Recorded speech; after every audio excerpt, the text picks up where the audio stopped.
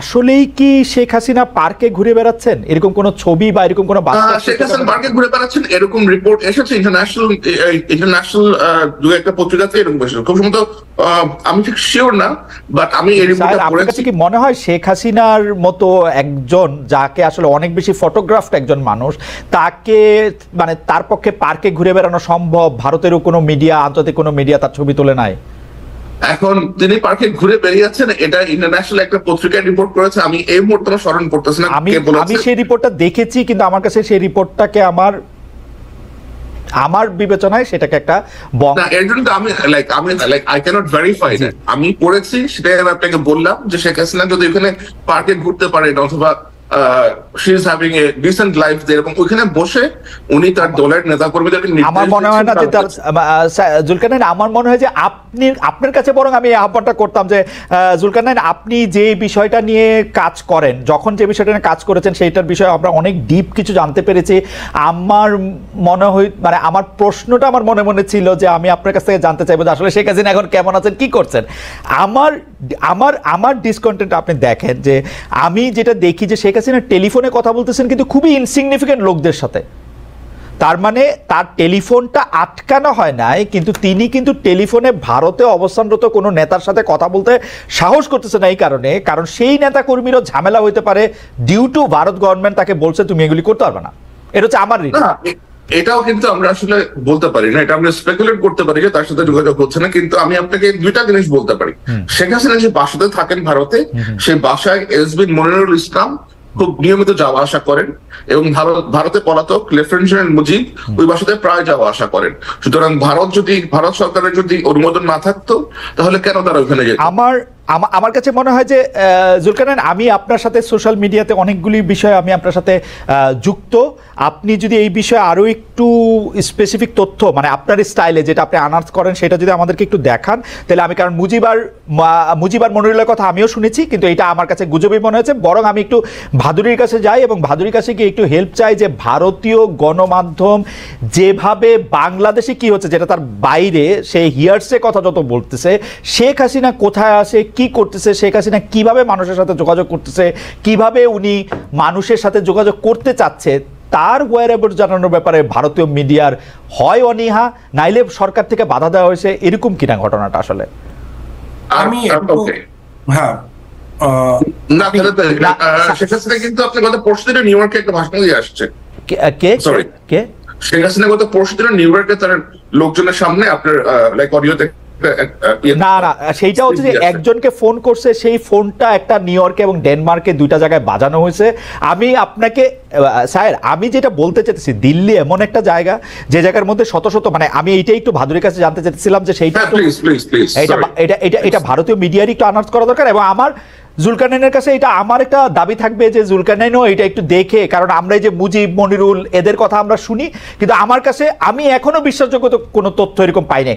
আমাকে আমার একজন ভারতীয় বন্ধু এটাও বলছে, এটা একটু বলে রাখি, যে শেখ হাসিনা নাকি দিল্লিতে তার ক্যাবিনেট সাজায়া বসছেন, শেখ হাসিনার পার্লামেন্টটা নাকি এখন কলকাতায় অবস্থান করতেছে। বাট আমি এটার কোনো লক্ষণ দেখতে পাচ্ছি না, মানে যেটাকে হচ্ছে যে হার্ড ফ্যাক্ট। আপনি এটা নিশ্চয়ই আমাকে একটু দেখাবেন, আমার পরে ভবিষ্যতে নিশ্চয়ই দেখবো। আমি একটু ভাদুরীর কাছে জানতে চাই যে ভাদুরী, আমি যদি দিল্লির সাংবাদিক হইতাম, ভারতীয় মিডিয়ার, আমার সবার আগে জানতে ইচ্ছা হইতো যে পার্শ্ববর্তী দেশ থেকে পালায়া আসা একটা প্রধানমন্ত্রী এখন কোথায় আছে, কি করতেছে, তার লোকগুলি এখানে ঘুরে বেড়াইতেছে। আমি শুনতেছি ওই বাংলাদেশের সাবেক স্বরাষ্ট্রমন্ত্রী ওই পার্কে ঘুরে বেড়ায়, সেই পার্কে ঘুরে বেড়ায়, এগুলি নিয়ে রিপোর্ট করার ব্যাপারে মানে উৎসাহ কম কেন ভারতীয় মিডিয়ার? ওয়েল, একজন সংবাদকর্মী হিসেবে আমার কাছেও এটা একটা খুব ধাঁধার মতো বিষয়। তার কারণ আমি শেখ হাসিনাকে নিয়ে লোদি গার্ডেনে তিনি কখনো ঘুরে বেড়াচ্ছেন বলে শোনা যাচ্ছে, কখনো শোনা যাচ্ছে তিনি তার একদম ঘনিষ্ঠ সহচরদের সঙ্গে বৈঠক করছেন, কিন্তু তার গতিবিধি কি এটা খুব স্পষ্টভাবে কিন্তু আমাদের মিডিয়াতে নেই। এর দুটো ব্যাপার থাকতে পারে। একটা হচ্ছে যে আমাদের দেশের সরকার হয়তো সত্যিই শেখ হাসিনাকে এরকম ভাবেই রেখেছেন যে তার, যেটা আপনি প্রথমে বললেন, যার গতিবিধি অত্যন্ত নিয়ন্ত্রিত এবং যার ফলে মিডিয়ার পক্ষে হয়তো সম্ভব হচ্ছে না শেখ হাসিনার গতিবিধি আসলে ট্র্যাক করবার। কিন্তু আমার কাছে যেটা অন্য একটা ব্যাপার খুব গুরুত্বপূর্ণ বলে মনে হয় খালেদ ভাই, সেটা হচ্ছে যে এই শেখ হাসিনা কিন্তু আসলে আমাদের দেশের একটা গলার কাঁটা হয়ে রয়েছেন। মানে এই বাংলা বাংলাদেশের যে বাস্তবতা, সেই বাস্তবতাটাকে কিন্তু আমরা চাইলেও সেটা বদলে দিতে পারবো না। কাজেই একজন ভদ্রমহিলা, যিনি একজন গণহত্যাকারী ভদ্রমহিলা, যার বিরুদ্ধে গণহত্যার অভিযোগ উঠেছে এবং প্রায় সহস্রাধিক মানুষকে খুব ছোট্ট একটা সময়সীমার মধ্যে যিনি গুলি করে মেরেছেন, এবং শুধু তো মুসলিম নয়, আপনারা আমার চেয়ে অনেক বেটার জানেন, রিয়া গোপ বলে একটি বাচ্চা মেয়ে 6 বছর 7 বছরের, সে মারা গিয়েছে। হৃদয়চন্দ্র তরুয়া বলে একজন, তিনি প্রাণ দিয়েছেন।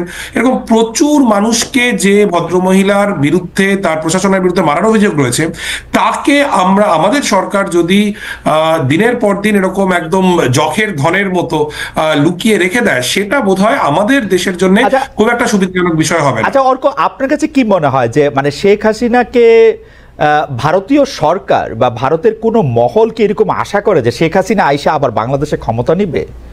সে কি আশা করে যে ভারত চাইলে শেখ হাসিনাকে আবারও বাংলাদেশের সিংহাসনে বসায় দেওয়া সম্ভব?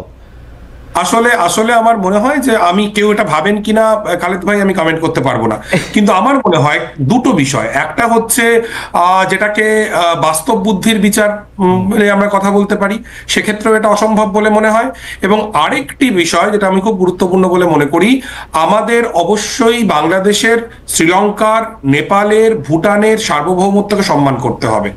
শেখ হাসিনা হতে পারেন তিনি একজন দেবদূত, অথবা হতে পারেন তিনি একজন শয়তান, কিন্তু তার সঙ্গে কি হবে সেটা আমাদের বিষয় নয়, সেটা বাংলাদেশের জনগণ ঠিক করবেন।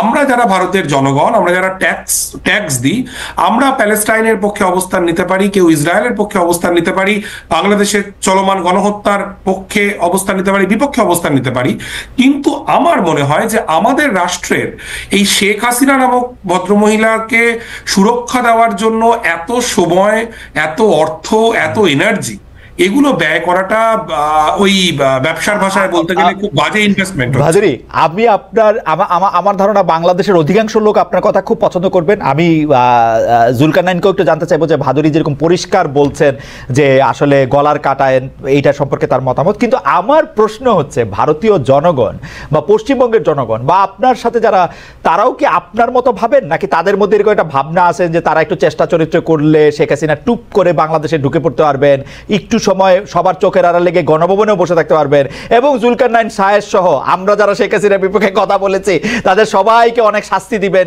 তিনি এসে একটা একটা করে চিনে রাখবেন, মানে এরকম ভাবে আসলে কলকাতার লোকজন? আসলে খালেদ ভাই, এই আবারও আমি আপনাকে বলছি, একদম যেটা দিয়ে শুরু করেছিলাম, কলকাতার লোকজন এটা একমাত্রিক বিষয় নয়। আমি জুলকারনাইন স্যার ভাইকেও বলছি, যখন ফেলানি খাতুনের ঘটনা ঘটলো, আপনি নিশ্চয়ই জানেন যে তখন কিন্তু এই ফেলানি খাতুনকে নিয়ে একটা গান তৈরি হয়েছিল কলকাতায়, একটা গান, একটা আস্ত গান, যেটা কিন্তু তৈরি হয়েছিল, এবং একজন অত্যন্ত জনপ্রিয় সঙ্গীত শিল্পী কবির সুমন, আপনারা প্রত্যেকেই তাকে চেনেন, সুমন দা কিন্তু ফেলানিকে নিয়ে গান গেয়েছিলেন। কাজেই এই কলকাতার লোকজন ভাবে বা ভারতের লোকজন ভাবে এটা খুব একমাত্রিক হয়ে যাবে, এরকম ভাবে বলাটা, মানে আমি তো ভারতের লোক। কত ভাগ লোক আপনার মতো চিন্তা করে? আমরা তো আসলে ভারতকে চিনি নরেন্দ্র মোদী আর আনন্দবাজার এবং রিপাবলিক টিভির জুলকারনাইনের প্রিয় ময়ূককে দিয়ে, কিন্তু আসলে আমি এখন পর্যন্ত রিপাবলিক টিভির 1 মিনিট দেখি নাই। এর জন্য আমি জীবনে কিছু মিস করছি সেটাও আমার মনে হয় না, 1 মিনিটও দেখি নাই আমি। মানে ভারতের লোকজন, মানে আপনার মতো লোক কতজন অর্ক, আর মোদির মতো বা ময়ূকের মতো বা রিপাবলিক টিভির মতো লোক, অর্ণব গোস্বামীর মতো লোক কতজন আসলে? এরকম জরিপ তো করা হয়নি খালেদ ভাই এখনো পর্যন্ত। আমি আমার দেশের মানুষের শুভবুদ্ধির ওপর ভরসা রাখি, এবং বাংলাদেশের মুক্তিযুদ্ধে আমাদের দেশের জনগণ সেই বাংলাদেশের মানুষের পাশে ছিল। এরশাদের বিরুদ্ধে যখন লড়াই হয়েছে সেই সময় কলকাতায় সংহতি মিছিল হয়েছে, এবং আমি আপনাকে বলি, আপনারা নিশ্চয়ই জানেন, যখন এই শেখ হাসিনার শাসনের বিরুদ্ধে অভ্যুত্থান হচ্ছে, তখন খোদ কলকাতার বুকে কিন্তু একাধিক মিছিল হয়েছে ছাত্র আন্দোলনের সংহতিতে। কাজেই আমি আবারও যেটা বলতে চাইছি যে ভারতের অধিকাংশ মানুষ, তাদের কাছে বাংলাদেশ নিয়ে প্রচুর অপতথ্য ছড়িয়ে যাচ্ছে। ডেফিনেটলি সেটা আমাদের মেইন স্ট্রিম মিডিয়ার যেমন দায়, আবার একই সঙ্গে বাংলাদেশে একেবারেই কোনো সংখ্যালঘু নির্যাতনের ঘটনা ঘটছে না।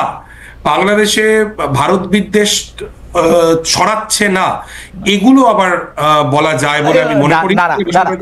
ভাদুরী, আপনি যদি খেয়াল করেন জনাব খানও কিন্তু আসলে প্রথম থেকে এইটি বলেন নাই যে এরকম কোনো ঘটনা ঘটেন নাই, কিন্তু উনি যেটি বলেছেন যে তারা হামলার শিকার হন বা অন্য কিছু শিকার হন সেটি রাজনৈতিক প্রতিপক্ষ হিসেবে শিকার হয়েছেন, সেরকম অনেক মুসলমানরাও এটার মধ্যে শিকার হয়েছে, তিনি এটি সমর্থন করেন নাই। কিন্তু এইটাকে সংখ্যালঘুর উপর হামলা এই নাম দেওয়া যাবে কিনা সেটি হচ্ছে ওনার প্রশ্ন আর কি। খালেদ ভাই, আমি এক মিনিট সময় নিচ্ছি। হ্যাঁ, না ঠিকই, একদমই। আবার এটাও ঠিক, যখন এই চট্টগ্রামের ইনসিডেন্ট হলো তারপরে চট্টগ্রামে যে প্রচুর ধরপাকড়ের ঘটনা ঘটেছে এবং অভ্যুত্থানের পক্ষে থাকা একজন হিন্দু ছাত্রনেতাকে প্রথমে গ্রেফতার করা হয় এবং আটক করা হয় এবং তাকে তারপর ছেড়ে দেওয়া হয়, একজন আইনজীবীর নামে মামলা, এই খবরগুলো আমরা শুনছি এবং এগুলো কিন্তু ইন্ডিয়ান মিডিয়া থেকে আসছে না, এগুলো কিন্তু বাংলাদেশের বন্ধুরাই বলছেন। কাজেই আমার মনে হয় যে আমাদের মানে অতিরঞ্জন যেমন একটা খুব বিপজ্জনক, তেমনি কিছুই ঘটছে না এটা বলাটাও সমস্যা। শুধু আমার সমস্যা যেটা আমার দেশের মেইন স্ট্রিম মিডিয়াকে নিয়ে, হাসিনার আমলে যখন সংখ্যালঘু নির্যাতনের ঘটনা ঘটেছে, শেখ হাসিনার আমলে, আওয়ামী লীগের আমলে যখন পুজো মণ্ডপে হামলার ঘটনা ঘটেছে 2021 সালের কথা আমি বলছি, বা বিভিন্ন সহিংসতার ঘটনা ঘটেছে, এই সময় কিন্তু এখন যারা ভারতীয় ফার রাইট, অতি দক্ষিণপন্থীরা বা অন্যান্য মানুষজন যারা খুব সোচ্চার হয়ে উঠেছেন, তারা সেই সময় সোচ্চার ছিলেন না। আমরা যারা ভারতবর্ষের মাটিতে দাঁড়িয়ে অসাম্প্রদায়িকতার পক্ষে, বিভাজনের বিরুদ্ধে, এটা আমাদের যন্ত্রণার জায়গা। আমরা মনে করি ডেফিনেটলি বাংলাদেশে একটা সংখ্যালঘু নির্যাতনের দীর্ঘকালীন সমস্যা রয়েছে, এমন নয় যেটা শেখ হাসিনার সময় ছিল না। কিন্তু প্রবলেম হচ্ছে আমাদের দেশের ফার রাইট, মূলত ফার রাইট, তারা শেখ হাসিনার সময় হওয়া সংখ্যালঘু নির্যাতন নিয়ে কার্যত মুখে কুলুপ, যখন যেভাবে সুবিধা সেটা বলে।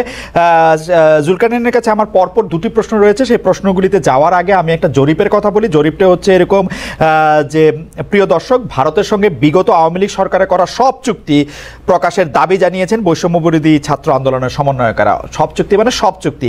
এই দাবি সমর্থন করেন কিনা? এই দাবি সমর্থন করেন শতকরা 92% দর্শক, আমাদের সমর্থন করেন না শতকরা 8% দর্শক।